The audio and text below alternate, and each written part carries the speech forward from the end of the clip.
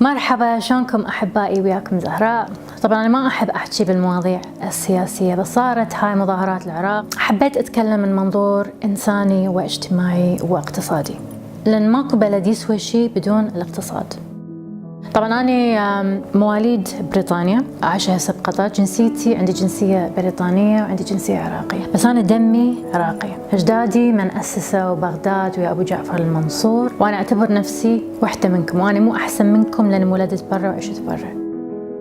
طبعا اللي صار بالعراق كارثة إنسانية هاي السنين، بس انتم لازم تعرفون شنو هي الاسباب وشنو اللي صار حتى تعرفون شنو ممكن تسوون. لازم تعرفون انه هسه العراق بشغلتين: واحد، احتلال اقتصادي من قبل امريكا ودول ثانيه، واكو حرب نفوذ بين بعض القوى ايضا في المنطقه وخارج المنطقه تحدث في العراق. هاي اولا. ثانيا، العراق بلد غني جدا بموارد طبيعيه، ثاني اكبر مخزون نفط بالعالم ومعادن ثمينه. الأرض نفسها خصبة زراعية. الحضارة شلون صارت لو ما الزراعة؟ العالم يتوقعون أنه ب 2030 راح يصير حروب على المي، لأن المي راح يصبح أغلى من النفط. إحنا بلاد الرافدين، الدجلة والفرات. زين، زراعة، مي، نفط، معادن، هاي الموارد الطبيعية. عندك الموارد البشرية. العراقي من أنظف وأذكى العقول اللي أنا شفتها. الإبداع والفكر فشي جميل جدا وفشي نادر. هاي كلها الثروات الوطنية، هاي اللي تخلي الدول الثانية، الدول المجاورة، تخلي عينها على العراق. ايش سووا؟ 2003 دخلوا على اساس ديمقراطية، دخلوا امريكا ودخلوا بريطانيا ودخلوا هواي دول، ترى مو بس امريكا دخلت، هواي دخلت دول حتى يسيطرون على بعض هذه الموارد الطبيعية. لا بحالكم ولا بحال الديمقراطية ولا لسواد عيونكم، افتهموها. كل واحد عنده مصالح. جابوا وياهم ذول القنادر، جابوا وياهم ناس تخدم مصالحهم، وذولا الناس نفسهم هم كل واحد اجى يفكر بمصلحته. زين، اجى سيطر، شي يريد يبقى، شي يسوي؟ يخلق احزاب حتى تخليه بمكانه. فهسه هاي صايره دوامه، كل واحد يفكر بمصلحته وعميل لقوه خارجيه اللي جابته. هاي السياسه هيجي تشتغل، هو بالتاريخ هيجي الواحد يجيبوه. فهذا وين ولاءه للي جابه؟ إذا جابته إيران، إذا جابته أمريكا، ولاءه لهاي الدول اللي جابته، مو للوطن. هو اسم عراقي، بس هو قلبه مو ويا العراق، هو قلبه ويا جيبه ويا هذا اللي جابه. لا تصدقون في لحظة أنه أكو أحد من برا راح يساعدكم، ما حد بحالكم. أوكي؟ أنا هسه عايشة برا ودا أشوفكم من برا ودا أقول لكم شنو النظرة. زين؟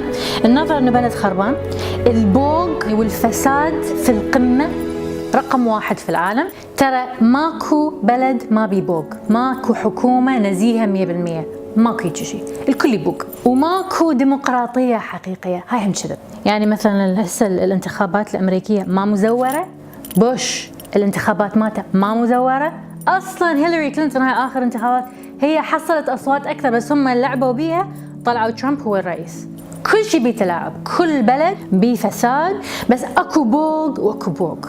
يعني اكو بوق انه واحد يستفيد، مو مشكلة، بس يبني، يا اخي يبني، سوي شيء. نجي على الكهرباء والمي. تعرفون الناس ليش يشترون النفط؟ حتى يحرقوه، حتى يحمي مي، حتى المي يصير بخار، حتى البخار يحرك محرك التربين ويولد كهرباء. يعني النفط استخدامه أكثر شيء للكهرباء، وأنتوا أهل النفط وما عندكم كهرباء، مخازي راح أتخبل أنا. زين، المي من وين يجي؟ من الأنهار ومن جوا القاع اللي هي متوفرة بالعراق، وما عندكم مي. أحو على حسين. يعني اللي باوع من برا يقول شنو هالدولة التعبانة اللي بيها هاي الموارد الطبيعية اللي هي أثمن شيء بالعالم حاليا، وما عندهم كهرباء، ما عندهم مي، فشي لا يصدق. هل المظاهرات راح تفيد؟ ما أدري، ما حد يدري، بس الواحد ينظر للتاريخ، لأن التاريخ ينعاد. أهم شيء الوطنية، الإنسان يفكر ببلده أولا فكرك مصلحة العراق، مو مصلحة جيبك. لأن إذا أنت تفكر أنك تستفيد من حزب، أنت صرت نفس السياسي يتبع هاي الدولة لأن هو مستفاد منها. زين انت نفس الشيء، اذا انت راح تتبع حزب او تتبع شخص حتى تستفاد، انت نفس الشيء، انت والسياسي نفس الشيء. منو الوطني؟ منو اللي يفكر بمصلحة الوطن؟ ما يفكر بنفسه، يفكر بالكل.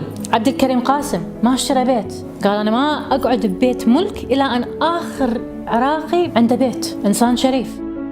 اليابان ترى دمرت اليابان، ضربوها قنابل نووية تقضي على الأول والتالي، مو بس البشر، البنية التحتية كلها، ورجعوا اليابان صاروا هسه من أكثر البلدان المتطورة بالعالم. ليش؟ لأنه يشتغلون، بنوا بلدهم، هم بنوا بلد، لأنه هي العقلية أن الواحد انتماء لغير العراق لغير بلده، هي هاي المشكلة. بس أنا أتمنى أنه يتوحد العراق، بس لو يتوحد العراق راح تشوفون تطور مو طبيعي. الأكراد اشتغلوا، الأكراد توحدوا تحت مسمى كردي واشتغلوا ب 15 سنة وهاي حققوا نتائج. هذا دليل على أنه إذا أنتم تتوحدون ويصير عندكم صوت واحد، هي مو الوجوه اللي لازم تتغير، العقلية لازم تتغير.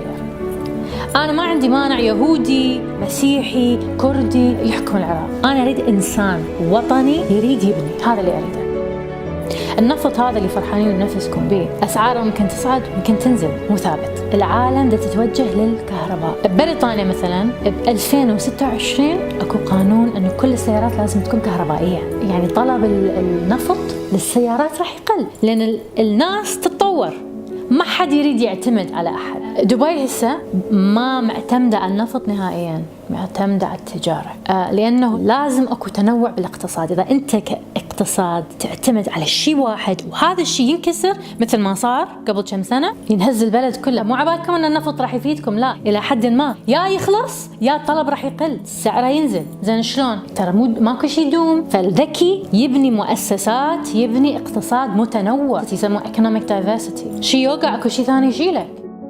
تحتاجون ناس وطنيين، أولاً عقلهم وفكرهم مشغول في خدمة الوطن. تحتاجون ناس يفتهمون بالاقتصاد، ينوعون بالاقتصاد، زراعة، الصناعة، الأبحاث والتطوير العلمي، بنية تحتية. لازم أكو بنية تحتية. شنو ماكو كهرباء؟ شنو ماكو مي؟ البلد القوي مو بس عنده سياسة اقتصادية قوية، لازم أكو سياسة خارجية، بس مو الولاء إلهم، مو الأولية إلهم، مو هم اللي يتدخلون. لازم أكو سيادة للدولة نفس. أنا ما علي منو يحكم وشلون يحكم، دولة مو أنتوا انتخبتوهم. الانتخابات والديمقراطية فاتت يعني. أنا أعتقد حتى لو ذولا يروحون ويجيبون غيرهم، إذا العقلية نفسها النتيجة نفسها هي مثل ما أنتم تفكرون بمصلحتكم لما تنتمون لهاي الأحزاب، هالحالة نفس الشيء ده يصير بس بمستوى ثاني. هاي العقلية القبلية هذه لازم تتطور. إحنا نحتاج وطن ونحتاج وعي. ماكو بلد هيك صار فجأة، لازم أكو عناء، بس لازم أكو ذكاء. مع الأسف إحنا نبيع الأول والتالي على مود فتافيت. الوطن والوعي والولاء، وإن شاء الله تتعدل الأوضاع، لأن هواي عالم ده تتأذى من عدم الاستقرار. فمع إنه أنا مع المظاهرات، بس يا ريت الأمور ترجع لنوع من الاستقرار، نلقى طريقة سلمية. والله يوفقكم.